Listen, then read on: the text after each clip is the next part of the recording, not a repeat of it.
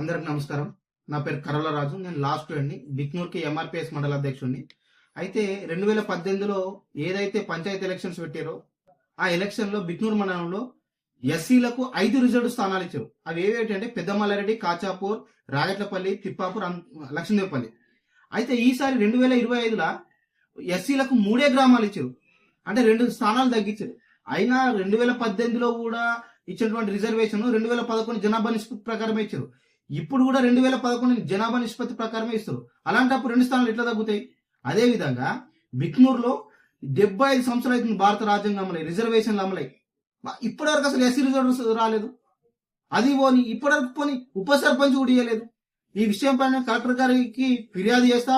ఒకవేళ కలెక్టర్ గారు కూడా నాతో కాదు అంటే మాత్రం నేను హైకోర్టులో పిటిషన్ వేయడానికి కూడా వెనకాడను. తప్పకుండా మాకు ఇంకో 2 స్థానాలు రావాలా, బిక్నూర్లో కూడా ఎస్సీ రిజర్వ్ స్థానం రావాలని చెప్పేసి నేను డిమాండ్ చేస్తా ఉన్నాను.